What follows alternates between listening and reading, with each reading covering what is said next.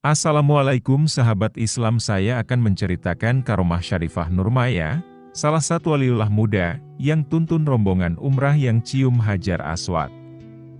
Sebelum membahas lebih panjang lagi, mohon subscribe dulu ya.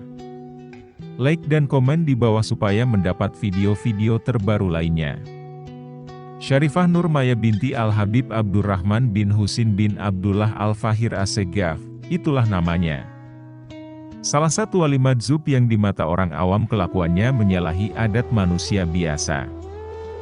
Beliau meninggal di usia yang cukup muda, yaitu 32 tahun dan tetap menjaga keperawanannya hingga meninggal.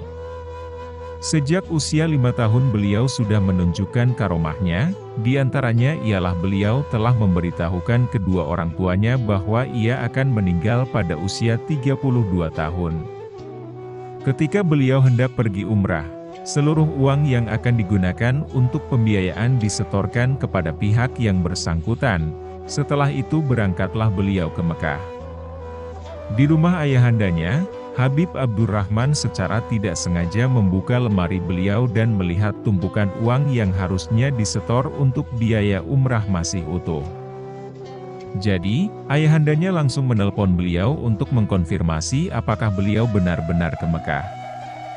Syarifah Nurmaya mengatakan bahwa dirinya saat ini sedang berada di Makkah, lalu beliau mengirimkan foto dirinya yang sedang berada di muka gerbang makam baginda Nabi Muhammad.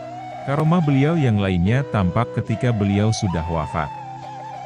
Pernah suatu ketika sekelompok jamaah umrah dari Sungai Tabuk, Kabupaten Banjar, Kalimantan Selatan dibimbing oleh Syarifah Nurmaya untuk mencium batu Hajar Aswad di Masjidil Haram, padahal ketika itu Syarifah Nurmaya telah wafat 4 tahun lalu.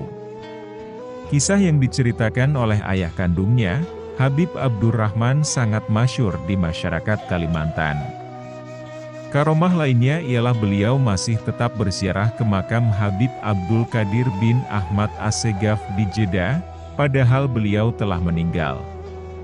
Suatu ketika beliau berziarah ke makam Habib Abdul Qadir pada malam hari, si penjaga terkejut melihat kehadiran Syarifah Nurmaya sebab semua akses masuk telah terkunci, dan pada saat melihat kehadiran Syarifah Nurmaya semua akses masuk terbuka dengan lebar.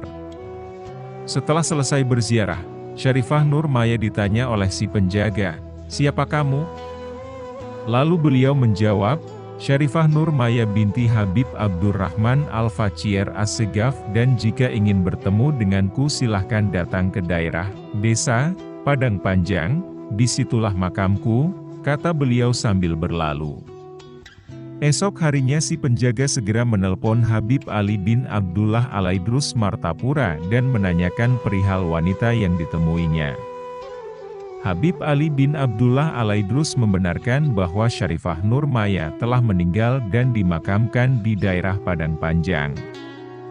Setelah percakapan melalui telepon itu, si penjaga berniat untuk mengunjungi makam Syarifah Nurmaya. Setelah sekian lama menunggu, tibalah hari di mana si penjaga datang ke Indonesia yang di saat bersamaan juga ada haulah abah guru sekumpul. Si penjaga juga menyempatkan berziarah ke makam Syarifah Nurmaya dan bertemu dengan ayahandanya. Ada pula sebuah kisah yang datang dari seorang habib yang berziarah ke makam Syarifah Nurmaya bersama rombongannya. Pada saat itu sang habib berziarah pada malam hari dan mengadakan pembacaan maulid Simtut Durar.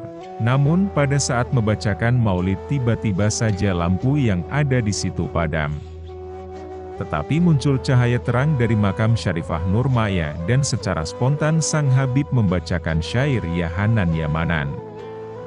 Saat ini makam beliau terletak di Jalan PM Nur Kusambi Padang Panjang, Desa Mandiangin, Kecamatan Karangintan, Kabupaten Banjar, Kalimantan Selatan. Hanya sekianlah kisah karomah Syarifah Nurmaya, seorang waliullah muda. Semoga bermanfaat.